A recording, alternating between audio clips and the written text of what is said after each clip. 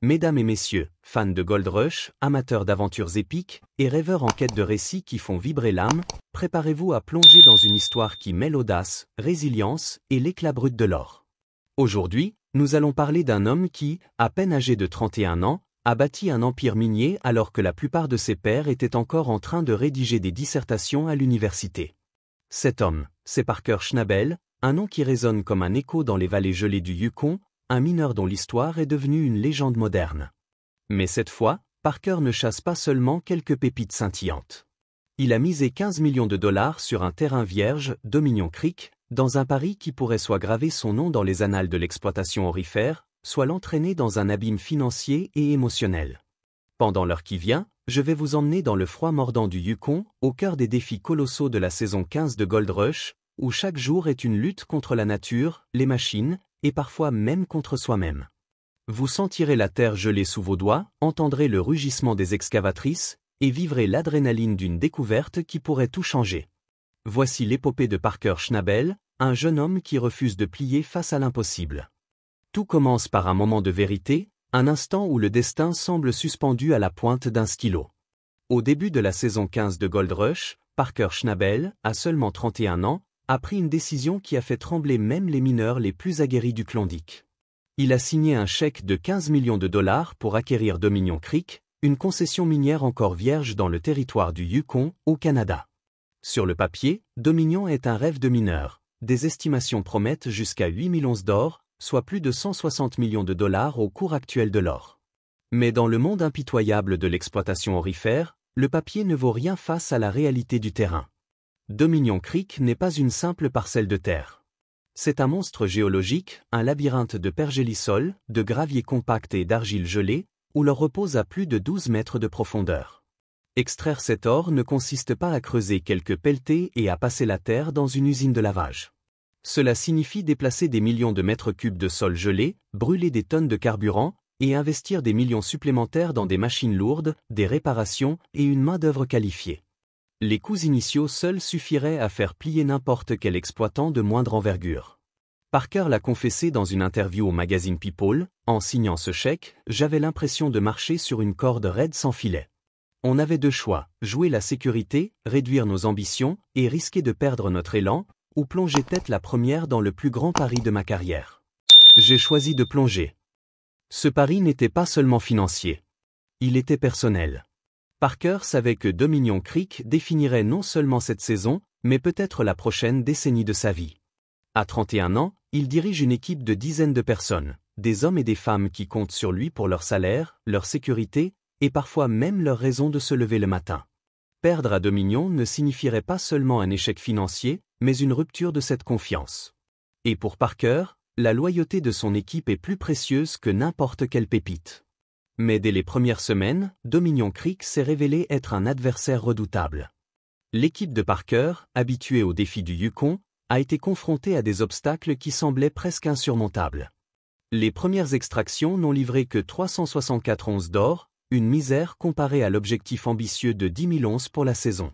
Les pannes mécaniques ont transformé chaque journée en cauchemar. Big Red, l'usine de lavage la plus fiable de Parker, a subi une casse majeure de son tamis, forçant un arrêt complet des opérations pendant plusieurs jours. Le coût ? Des dizaines de milliers de dollars en production perdue. Roxanne, la nouvelle usine de lavage censée révolutionner leurs opérations, a trébuché dès le départ. Bourrage de convoyeurs, conduite d'eau endommagée, courroies déchirées, chaque jour apportait une nouvelle calamité. Le terrain lui-même semblait conspirer contre eux. Le pergélisol, dur comme du béton, détruisait les lames des excavatrices en quelques jours. Les factures de carburant explosaient alors que les bulldozers et les camions peinaient à déplacer la terre gelée. À un moment, un opérateur novice a failli renverser une excavatrice dans une fosse profonde, un incident qui a rappelé à tous les dangers constants du travail minier. Parker, qui supervise chaque détail des opérations, a senti le poids de ses revers s'accumuler. Dans une interview à Discovery, il a admis « Dominion n'est pas une mine ordinaire. Elle ne pardonne pas les erreurs. Chaque panne, chaque retard, c'est comme si la Terre elle-même nous disait « Tu n'es pas assez fort pour me conquérir ». Imaginez-vous dans le Yukon, où l'hiver est un tyran impitoyable. Les températures chutent à -40 degrés Celsius, transformant chaque souffle en un nuage de vapeur qui gèle instantanément sur votre barbe ou vos cils. Le vent hurle à travers les vallées, mordant la peau comme des aiguilles acérées. Le soleil, lorsqu'il daigne se montrer, n'offre qu'une lumière pâle et fugace, quelques heures par jour, avant de replonger le monde dans l'obscurité. Dominion Creek, avec ses 12 mètres de profondeur pour atteindre l'or, est un champ de bataille où chaque instant est une lutte contre la nature, les machines, et parfois même contre les limites de l'endurance humaine. Le pergélisol, ce sol gelé depuis des millénaires, est l'ennemi numéro 1. Il n'est pas simplement dur, il est impénétrable, un mélange de glace, de gravier et d'argile compactée qui défie même les machines les plus puissantes. Les lames des excavatrices, conçues pour trancher la roche, s'émoussent en quelques heures, transformant chaque jour en un cycle infernal de réparation et de remplacement coûteux. Les bulldozers, ces monstres d'acier pesant des dizaines de tonnes, grognent sous l'effort, leurs moteurs rugissant comme des bêtes en cage. Chaque mètre cube de terre déplacé coûte des milliers de litres de diesel, et les factures de carburant s'accumulent à une vitesse vertigineuse, dépassant parfois les 100 000 $ par semaine. Mais ce n'est pas seulement la terre qui résiste. Les machines, ces géants d'acier qui sont à la fois les meilleurs alliés et les pires ennemis des mineurs, semblent avoir une volonté propre. Big Red, l'usine de lavage qui a accompagné Parker pendant des années, est comme un vieux compagnon fidèle mais usé. Lorsqu'un ressort critique de son tamis s'est brisé, l'équipe a dû arrêter toute la production pour démonter l'énorme structure, pièce par pièce. Les mécaniciens, les mains gelées et couvertes de graisse, ont travaillé sous des lampes de chantier, luttant contre le froid qui engourdissait leurs doigts. Chaque boulon dévissé était une épreuve, chaque pièce remplaçait un coût supplémentaire. L'arrêt a duré 4 jours, chaque heure représentant des milliers de dollars d'or non extrait. Roxanne, la nouvelle usine de lavage, était censée être la réponse à tous ces problèmes. Conçue pendant 2 ans, elle était le joyau technologique de l'équipe, capable de traiter des quantités massives de matériaux ou jusqu'à 1000 onces d'or par jour, selon les projections. Mais la réalité du Yukon a vite transformé ce rêve en cauchemar. Dès les premiers jours, Roxanne a été frappée par une série de pannes, des bourrages de convoyeurs qui bloquaient des tonnes de terre, des conduites d'eau qui éclataient sous la pression du pergélisol, des courroies qui se déchiraient sous la charge. À un moment, une panne électrique a plongé l'usine dans le silence, forçant l'équipe à passer une nuit entière à revirer des circuits dans l'obscurité, leurs lampes frontales dansant comme des lucioles dans la nuit polaire. Les hommes et les femmes de l'équipe de Parker sont des durs à cuire, habitués aux rigueurs du métier. Mais Dominion Creek a poussé même les plus endurcis à leurs limites. Les journées de 16 heures étaient la norme, souvent prolongées par des réparations urgentes ou des imprévus. La fatigue s'installait, creusant des cernes sous les yeux et attisant les tensions. Un soir, un opérateur novice, épuisé après une double garde, a mal calculé une manœuvre et a failli renverser une excavatrice de 50 tonnes dans une fosse boueuse. Le grincement du métal et les cris des collègues ont résonné dans le silence glacé, un rappel brutal que chaque erreur pouvait coûter une vie. Parker, qui arpente le chantier comme un général sur un champ de bataille, a dû intervenir, calmant les esprits et rappelant à tous que la sécurité passait avant tout. Mais au-delà des machines et du terrain, c'est le temps qui restait l'ennemi le plus implacable. Dans le Yukon, la saison minière est cruellement courte, limitée par les permis d'eau et les conditions météorologiques. Chaque jour perdu est une blessure infligée à l'objectif de 10 000 onces. Parker, qui supervise chaque détail des opérations, sentait le poids de ses revers s'accumuler comme des blocs de glace sur ses épaules. Dans une interview à Discovery, il a confessé « Dominion n'est pas une mine. C'est une guerre. Chaque panne, chaque retard, c'est comme si la Terre nous mettait au défi de prouver qu'on mérite son or. » L'équipe, composée de vétérans comme Mitch, le mécanicien en chef avec 20 ans d'expérience, et de nouveaux venus comme Sarah, une opératrice de bulldozer qui apprenait encore les ficelles du métier, devait trouver un moyen de surmonter ces obstacles. Mitch, avec son humour bourru, plaisantait souvent en disant que le Yukon mâchait les machines et recrachait les hommes. Mais même son optimisme était mis à l'épreuve. Une nuit, alors qu'une tempête de neige menaçait d'ensevelir le chantier, l'équipe a dû travailler sous des bâches de fortune, luttant contre des bourrasques qui faisaient plier les structures métalliques. Chaque réparation, chaque mètre de terre déplacé, était une petite victoire dans une bataille qui semblait sans fin. Au fil des semaines, le moral de l'équipe vacillait comme une flamme dans le vent.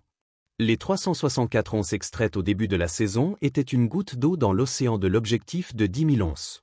Les pannes incessantes de Roxanne donnaient l'impression que l'usine, censée être leur arme secrète, était devenue un boulet. Les hommes et les femmes du chantier, épuisés par les longues heures et les conditions brutales, commençaient à douter. Même Parker, connu pour son optimisme inébranlable, sentait le poids du doute s'insinuer. Dans un moment de franchise face aux caméras de Gold Rush, il a admis « Il y a des jours où je me demande si j'ai fait une erreur. Dominion est un monstre, et parfois, je me demande si je l'ai sous-estimé. » Mais abandonner n'a jamais été dans l'ADN de Parker. Un soir, alors que le soleil disparaissait derrière les montagnes, il a rassemblé son équipe autour d'un feu de camp, les flammes dansant dans l'obscurité du Yukon. Sous un ciel étoilé, il leur a tenu un discours simple mais puissant. Nous n'avons pas misé 15 millions pour rentrer chez nous les mains vides. Dominion est dur, mais nous sommes plus durs. Chaque once qu'on extrait, chaque jour qu'on tient bon, c'est une preuve qu'on peut battre cette terre. Ces mots, prononcés avec une conviction brute, ont rallumé une étincelle dans les yeux de l'équipe. Ils savaient que leur chef croyait en eux, et cela suffisait pour les pousser à continuer. Galvanisés, les mécaniciens se sont attaqués à Roxane avec une détermination renouvelée. Chaque pièce défectueuse était analysée, chaque système optimisé. Mitch, le mécanicien en chef, a passé des nuits entières à recalibrer les convoyeurs, ajustant les tensions avec une précision d'horloger. Sarah, l'opératrice novice, a appris à anticiper les caprices du pergélisol, manœuvrant son bulldozer avec une précision croissante. Peu à peu, Roxane a commencé à montrer son vrai potentiel. Lors d'une pesée mémorable, l'usine a livré 155,9 onces d'or en une seule journée, soit près de 400 000 $. L'équipe a éclaté de joie, leurs cris résonnant à travers le chantier. Pour la première fois depuis des semaines, ils avaient l'impression de gagner. Combiné aux efforts de Big Red et Big Bob, une autre usine fiable mais moins performante, la production hebdomadaire a atteint 449 onces, permettant à Parker de franchir la barre des 5000 onces pour la saison. C'était un jalon important, un signe que Dominion pouvait tenir ses promesses. Mais ils étaient encore loin de l'objectif, et le temps continuait de s'écouler comme le sable dans un sablier. Parker savait qu'il devait tenter quelque chose de radical pour renverser la vapeur. C'est alors qu'il a pris une décision qui semblait insensée, même pour un mineur connu pour ses paris audacieux. Il a ordonné à son équipe de fouiller des terrains abandonnés par les mineurs des années 80 et 90, des zones considérées comme épuisées depuis des décennies. Pour beaucoup, c'était une perte de temps, un pari désespéré. Les vétérans comme Mitch ont secoué la tête, marmonnant que creuser dans les déchets des autres, c'est chercher des miettes. Mais Parker, guidé par un instinct aiguisé par des années dans le métier, croyait qu'il restait de l'or là où d'autres avaient abandonné. Il a passé des heures à étudier les anciennes cartes géologiques, comparant les données avec les relevés modernes, cherchant des indices que personne n'avait vus. Son intuition s'est révélée juste. Sous des couches de débris gelés, Roxane a mis au jour une veine aurifère massive, plus riche que tout ce que l'équipe avait vu à Dominion. En une seule récupération, ils ont extrait 300 onces d'or, environ 750 000 $. L'or était d'une pureté remarquable, une poudre fine mêlée de pépites massives, certaines de la taille d'un pouce, scintillant comme des joyaux sous les lampes du chantier. L'équipe, rassemblée autour de la table de pesée, était sans voix. Mitch, habituellement stoïque, a laissé échapper un sifflement admiratif. C'est le genre de trouvaille qui te rappelle pourquoi tu fais ce métier. Cette découverte a électrisé le chantier. Les hommes et les femmes, épuisés par des semaines de frustration, ont retrouvé leur énergie. Les rires ont remplacé les grognements, et l'espoir a chassé le doute. Avec les cours de l'or à des niveaux records, cette veine représentait des millions de dollars potentiels. Mais plus que l'argent, elle offrait à Parker et son équipe un élan psychologique vital. Dominion Creek, avec sa taille et sa profondeur, exige des milliers d'onces pour être rentable. Les coûts carburant, maintenance, salaire, redevances se chiffrent en millions chaque saison. Cette veine était une promesse que le pari de 15 millions de dollars n'était pas vain. Elle prouvait que Dominion pouvait encore livrer des trésors, à condition de creuser assez profondément et de ne jamais abandonner. Mais même cette victoire avait un goût aigre-doux.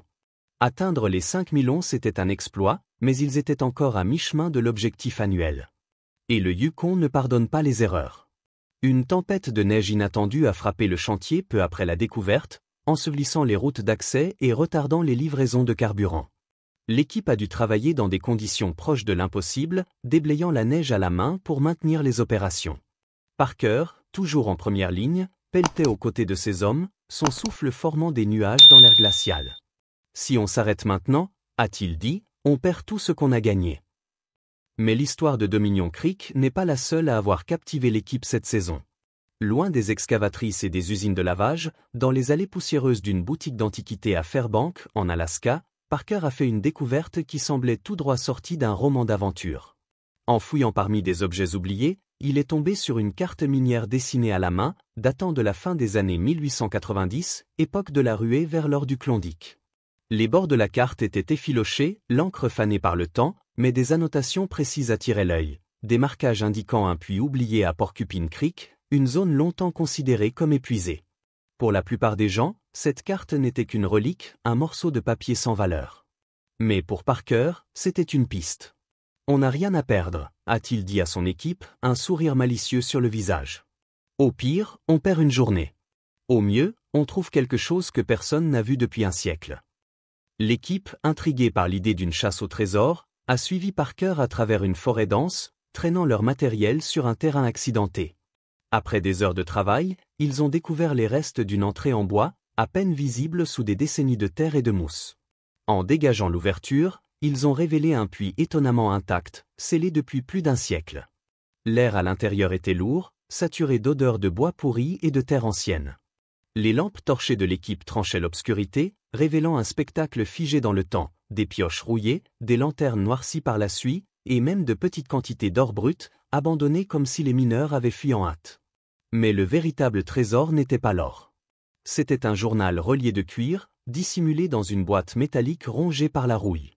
Les pages, fragiles mais lisibles, racontaient l'histoire d'un mineur des années 1890, un homme qui avait affronté les hivers meurtriers du Yukon, les maladies et la solitude. Les écrits du journal étaient à la fois fascinants et troublants. Le mineur décrivait une découverte étrange au fond du puits, une pierre étincelante, différente des veines de quartz habituelles. Elle brillait d'une lueur inhabituelle, comme si elle contenait un élément inconnu. Au fil des pages, ses notes devenaient frénétiques. Ses compagnons tombaient malades, les machines se brisaient sans raison apparente, et il était convaincu que la pierre était maudite. Dans ces dernières lignes, il confessait avoir scellé une partie du puits et abandonné le site, craignant qu'une poursuite de l'extraction ne provoque un désastre. Parker, peu enclin aux superstitions, a envoyé des échantillons de la pierre à sa géologue, Léa. Les résultats étaient stupéfiants. Un composite minéral rare, mêlé d'or, avec des traces d'éléments suggérant une activité hydrothermale unique, peut être lié à des processus géologiques encore non documentés dans le Klondike. Pour les scientifiques, cette découverte n'était pas seulement une curiosité. Elle pourrait redessiner les cartes géologiques de la région, raviver l'intérêt pour des zones considérées comme épuisées, et même ouvrir la voie à de nouvelles recherches sur la formation de l'or. Pour Parker, c'était une preuve que la Terre avait encore des histoires à raconter, des secrets enfouis sous des décennies de glace et d'oubli. Cette trouvaille a donné un nouvel élan à l'équipe.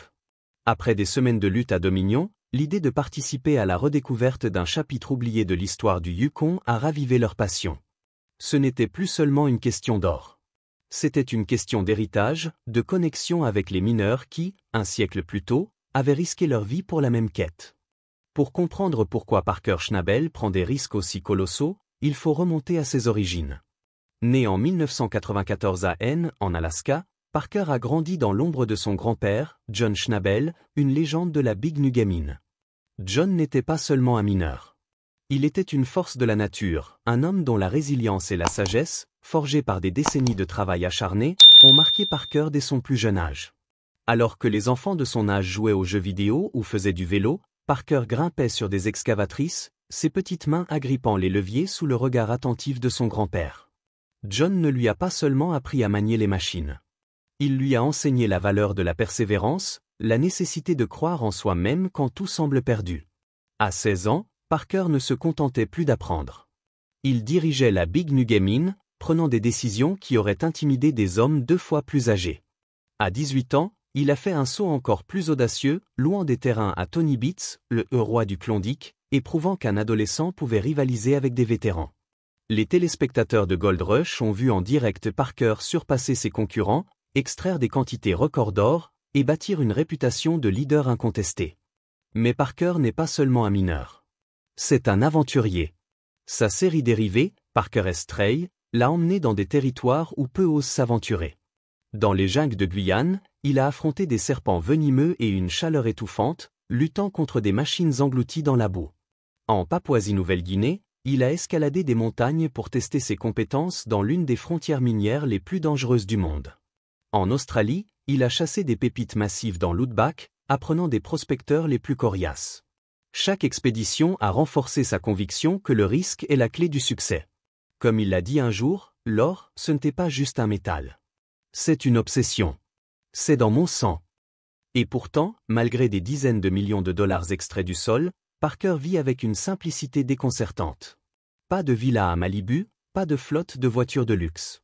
Il n'a même pas de maison traditionnelle en dehors de ses camps miniers.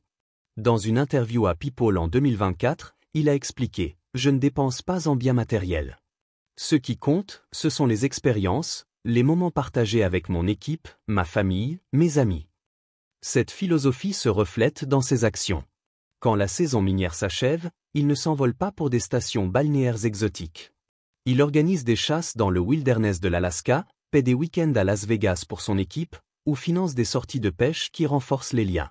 Cette approche a forgé une loyauté rare. Les équipes minières sont souvent volatiles, passant d'un chantier à un autre pour de meilleurs salaires.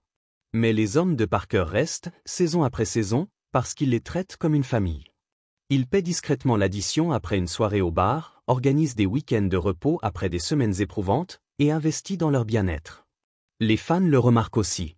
Sur les réseaux sociaux, là où d'autres stars exhibent des voitures de sport, Parker partage des photos de ses bottes boueuses, de son labrador noir, dosé, ou de son équipe rassemblée autour d'un feu de camp. C'est un homme qui choisit la simplicité, la rudesse et l'authenticité. Dominion Creek n'est pas seulement une mine. C'est un test, une épreuve qui met à nu la résilience, le courage et l'instinct de Parker Schnabel.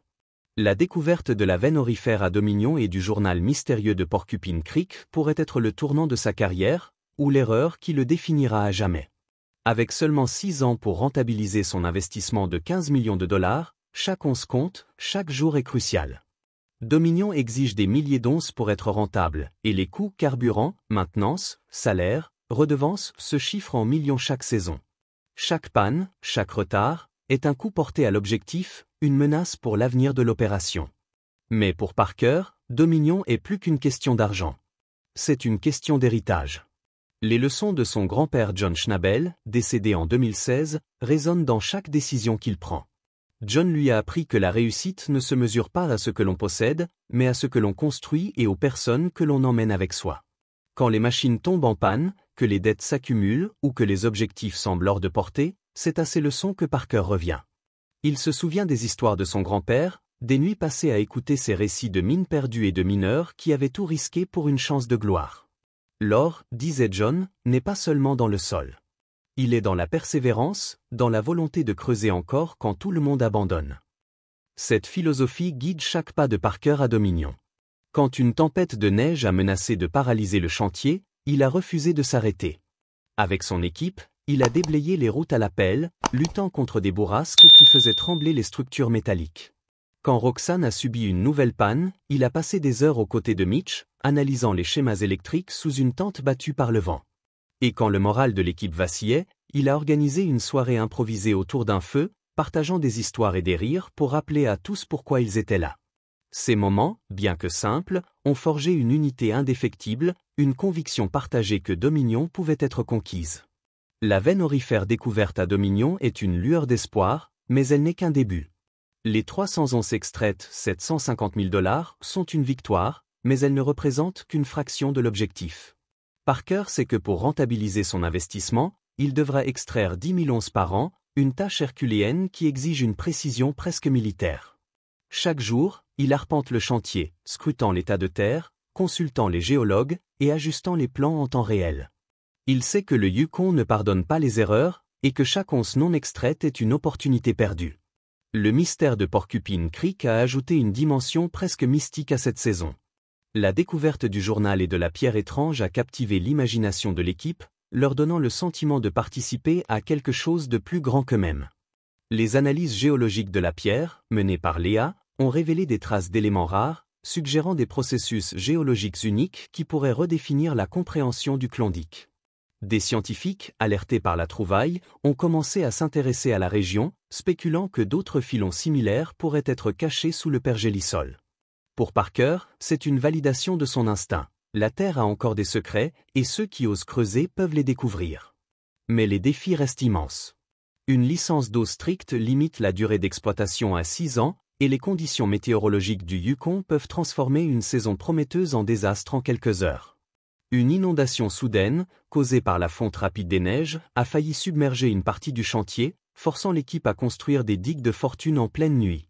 Un autre jour, un camion de transport a perdu une roue sur une route gelée, retardant les livraisons de carburant cruciales. Chaque incident est un rappel que Dominion n'est pas seulement une mine, mais un adversaire vivant, respirant, qui teste la volonté de ceux qui osent la défier. Pour Parker, l'enjeu va au-delà de l'or.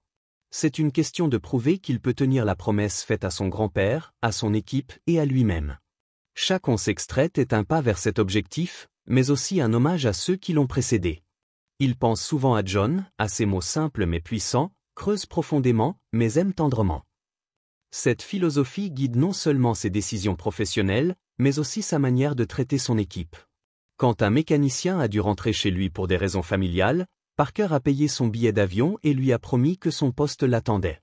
Quand Sarah, l'opératrice novice, a douté de ses compétences après l'incident de l'excavatrice, il a passé 1 heure à lui parler, lui redonnant confiance. Ces gestes, souvent discrets, sont la clé de la loyauté qui unit son équipe. Alors, qu'en pensez-vous? Dominion Creek deviendra-t-il le triomphe ultime de Parker Schnabel, ou a-t-il poussé sa chance trop loin? La veine aurifère et le mystère de Porcupine Creek sont des promesses, mais le Yukon est un maître cruel. L'histoire de l'or n'est pas terminée, et celle de Parker non plus. Merci d'avoir suivi cette épopée. Si elle vous a captivé, partagez-la avec vos amis, votre équipe, et restez à l'affût pour la suite de cette aventure extraordinaire dans le Klondike. Que la ruée continue.